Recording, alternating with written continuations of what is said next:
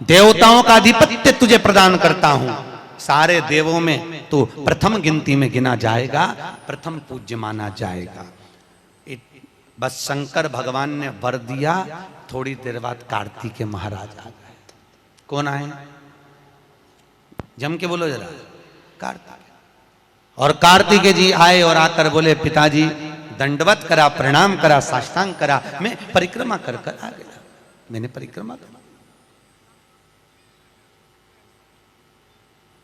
अब इधर तो देवता सब, सारे देवता मिलकर अक्षत छोड़ रहे गणेश जी के ऊपर, स्वस्ति वाचन हो रहा, लोग प्रणाम कर रहे, नमन कर रहे, लोग आवाज लगा रहे, श्री गणेश जी महाराज की। अब सारी दुनिया में आवाज लग रही गणेश जी। तो कार्तिकेय ने पूछा, माँ ये गणेश जी का जय घोष क्यों हो रहा है, गणेश जी के जयकारे क्यों हो रहे हैं, गणेश जी के लिए इतना जय घोष? तो माता पार्वती ने भगवान शंकर के शब्दों को कार्तिकेय को सुनाया। कार्तिकेय रो पड़े, माँ मैं परिक्रमा कर कर आया, गणेश जी ने केवल आपकी परिक्रमा लगा ली, आपने उसको प्रथम गिनती में मान लिया। माँ उसने बुद्धि का परिचय दिया और मैंने कर्म का परिचय दिया। बुद्धि का परिचय, कर्म का परिचय।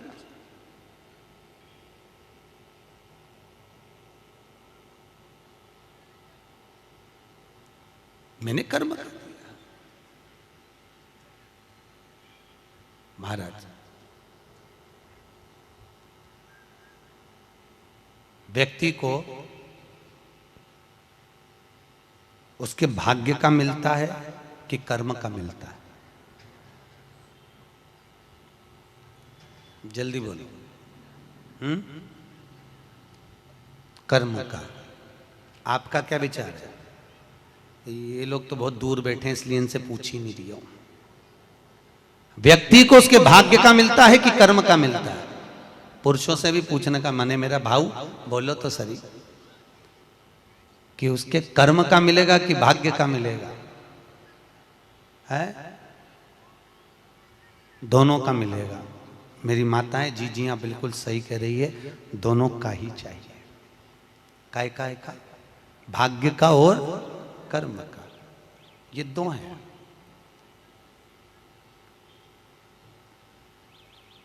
बैंक में एक लॉकर होता है, उस लॉकर में लोग अपनी रकम रखते हैं। बोलो तो सही है गलत? रखते हैं कि नहीं रखते? अपनी चेन, अंगूठी, मोबाइल, पर्स सब लॉकर के अंदर रखते हैं। बैंक में लॉकर होता है, लॉकर में रखने के बाद में लॉकर की दो चाबी होती है।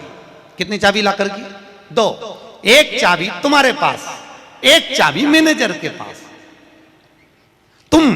तुम्हारी चाबी कितनी भी लगा लो, जब तक मैनेजर की चाबी नहीं लगेगी तब तक वो लॉकर, अरे बोलो जम के, नहीं खुलेगी। और बैंक का मैनेजर कितनी भी चाबी लगा ले, लॉकर खुलेगा क्या? नहीं, तुम्हारी चाबी लगना जरूरी है।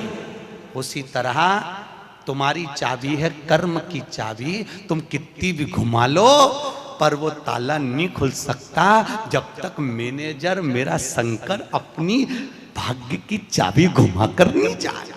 इसलिए तुम कर्म करो, भाग्य की चाबी मेरा भोलेनाथ घुमाएगा, और कब क्या दे जाए तुम्हें मालूम ही नहीं पड़ पाएगा। इसलिए चाबी दोनों होना चाहिए, एक भाग्य की, एक कर्म की। दो चाबी होंगी लॉकर खुलेगा, अगर एक चाबी लगी तो लॉकर नहीं खुलेगा। गणेश जी महाराज को भगवान कार्तिकेय महाराज बोल रहे हैं, माँ मैं कर्म करने गया था, मैं परिक्रमा करने गया था, और यहाँ गणेश जी महाराज को तुमने प्रथम गिनती में बना दिया।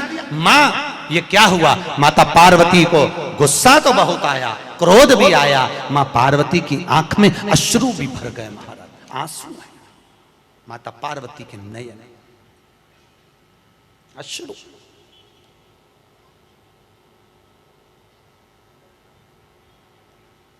मां खड़ी हो गई। माता पार्वती ने आज खड़े होकर भगवान भोलेनाथ जी से निवेदन करा, आपने अपनी जिंदगी की ये गलती कर दी। क्या गलती? शंकर भगवान पूछ रहे हैं, कौन सी गलती?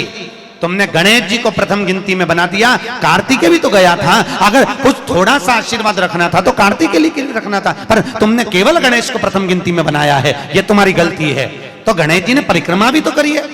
माता पार्वती खड़े होकर शंकर भगवान से बोली, भोलेनाथ मैंने अपनी जिंदगी में आपसे कभी कुछ नहीं मांगा, पर आज तुम्हारी यह पार्वती तुमसे एक वर चाहती है। शंकर भगवान ने कहा मांग, तुझे क्या चाहिए?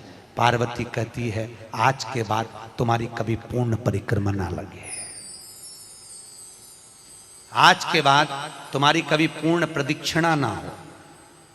पूर्ण नहीं होना चाहिए। कौन ने मांगा? जम के बोलो, पार्वती। शंकर की पूर्ण प्रदक्षिणा माता पार्वती ने कह दिया भोलेनाथ आज के बाद ना हो, क्योंकि तुम भोले हो, तुम्हारे आसपास कोई घूम लेता है तुम उसको कुछ भी निकाल कर दे देते हो। होता है, दो बहुएं होती हैं, एक बहू रहती है पूना में,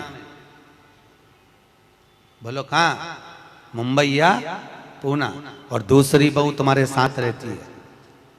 अरे बोलो जम के, एक दूर रह रही है और एक तुम्हारे साथ रह रही है। पर सास को जो साथ रह रही है ना, रोज पूछ रही है ना, वो अच्छी नहीं लगती। वो जो दूर रहती है ना, उसका गुणगान 24 घंटे करती है।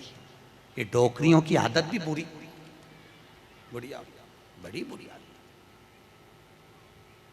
जो पास रह रही है वो अच्छी नहीं लग रही, जो दूर रह रही ना वो दिवाली पे आती है, बस दिवाली पे 30 त्योहार पर आती है, और दिवाली पे आते और आके पल्लू वल्लू लेके मम्मी जी मम्मी जी मम्मी जी करके आई आई करके बस 2-4 बार इधर उधर घूमेगी और सास इतनी खुश हो जाएगी, तुरंत अंगूठी निकाल के चुपचाप रख ले,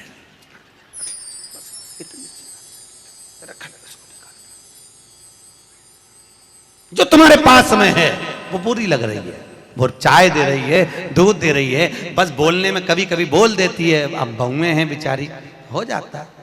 एक सास बहू से कहती है मैं सुबह 5 बजे उठती हूं, तू 4 बजे उठा कर। अब वो झगड़ा करते करते हमारे पास आ गए और हमारे पास आके बोली गुरुजी ये मेरी सास मुझे परेशान करे। मैंने बोला तेरी सास को क्या बोल रही है? तो क्या मैं 5 बजे उठूं तो बहू 4 बजे उठना चाहिए। तो मैंने कहा अच्छी बात बोली, कोई दिक्कत वाली बात नहीं है। एक काम कर, बहू की उम्र है 20 साल, तेरी उम्र है 70 साल, तू 20 साल की बन जा, मैं भी इसको जगाना चालू कर देता हूं। जब तुम, वो कहते हैं ना सास भी कभी बहू थी, जब तुम बहू थे तुम भी खूब अलमस्त चकाचक सोते थे और तुम्हारी सास पहले उठती थी। बुढ़ापे में नींद नहीं आती जीजी, नहीं आती। आती क्या?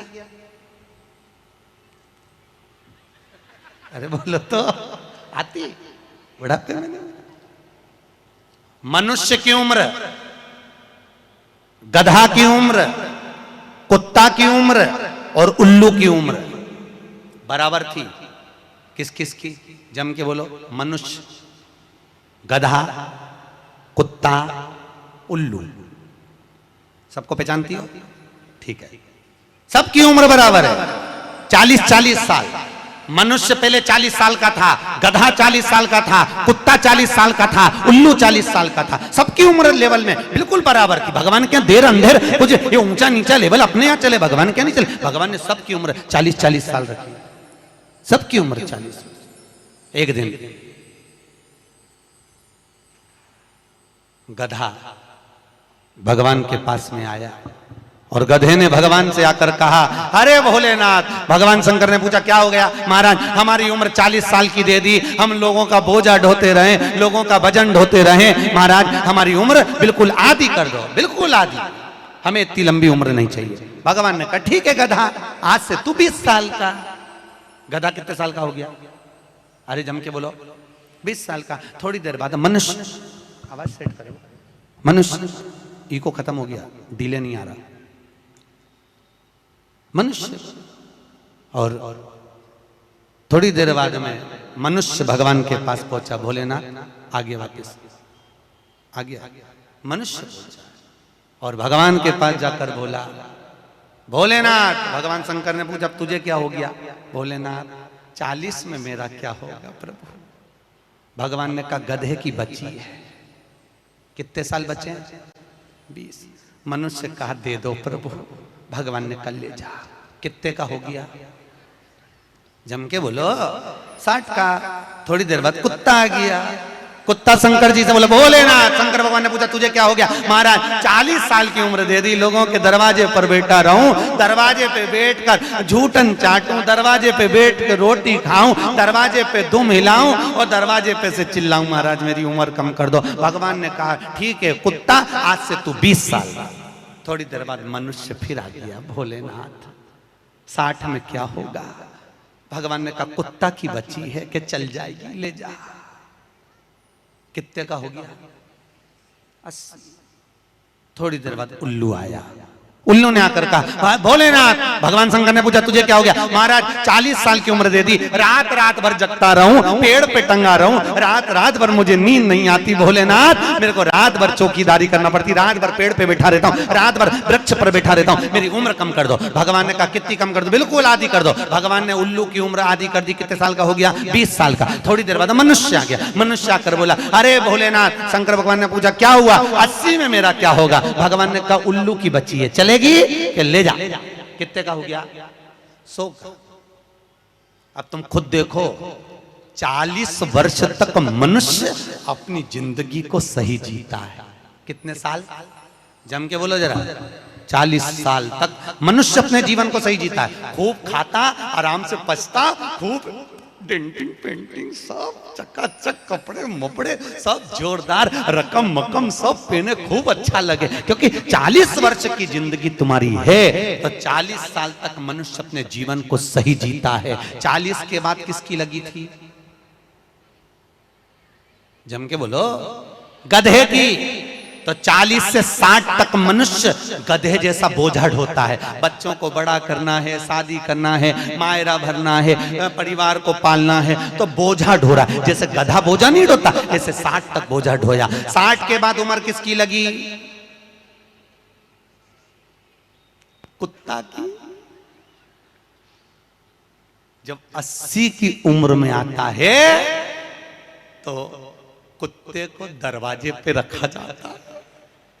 जब तुम्हारी 80 की उम्र होगी तो घर के लोग कुर्सी डाल के, खटिया पलंग दरवाजे के पास हॉल में बिठा देंगे, वहीं बैठे, और रोटी भी दरवाजे के पास, चाय भी दरवाजे के पास, क्योंकि कुत्ते को अंदर परमिशन नहीं है। और कोई भी मिलने आया तो वहीं से चिल्लाया,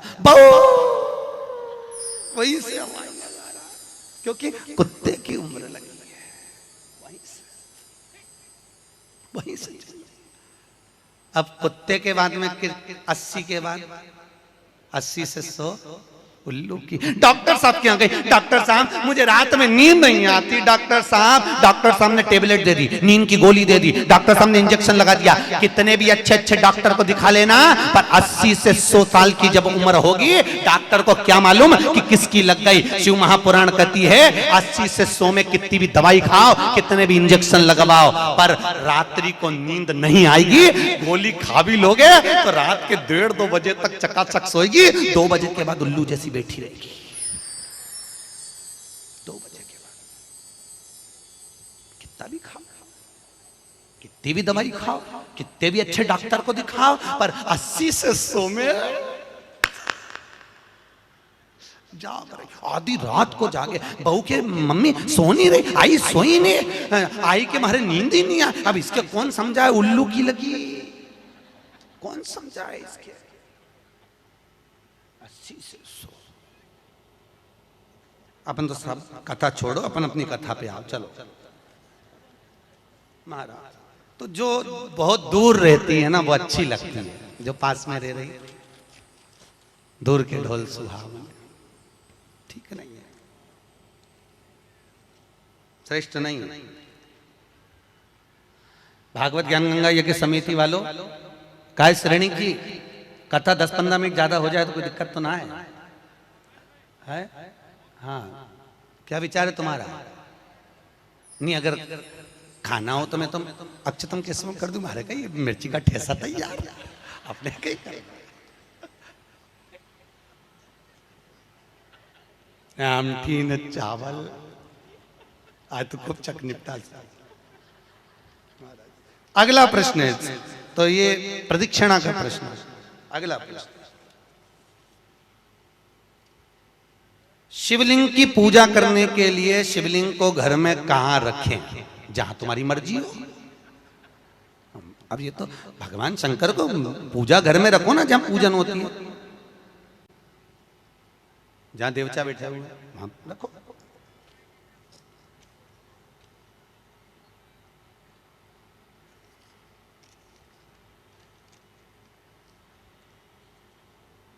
पीपल के पेड़ को सोमवती अमावस्या के दिन 108 फेरी क्यों लगाई जाती है? वाह, बहुत बढ़िया। हमने तो नहीं की कि लगाओ, अब तुम्हारा मन है 108 लगाने का। याद रखना, पीपल के वृक्ष की परिक्रमा करने से वैभव बढ़ता है, आंवले के वृक्ष की परिक्रमा करने से लक्ष्मी बढ़ती है। याद रखिए, तुलसी की परिक्रमा करने से सौभाग्य बढ़ता है। अब 108 मन का लगाओ, चाहे 208 लगाओ, 216 लगाओ, ये आपके ऊपर है। यहाँ आपका भाव होना चाहिए कि हम भगवान को कैसे रिझाएं, कैसे रिझाएं, ये आपका भाव है। उसका फल क्या है? तो उसका फल वैभव प्राप्ति का है, धन प्राप्ति का, यश प्राप्ति का। आप जितनी लगा,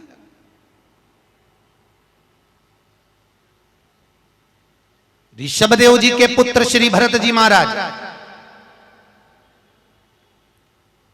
अपनी योनि से छूटे तो हिरण की योनि में गए। हिरण की योनि पाने के बाद श्री ऋषभदेव जी के पुत्र जो भरत जी थे, हिरण की योनि में आने के बाद में, हिरण की योनि पाने के बाद भरत जी को लगा कि मैं इस हिरण की योनि में पड़ गया हूं, इससे मुक्ति कैसे मिलेगी? तो हिरण की योनि में आने के बाद भरत जी महाराज पीपल के वृक्ष के नीचे जो संत बैठे हुए थे, उनकी 108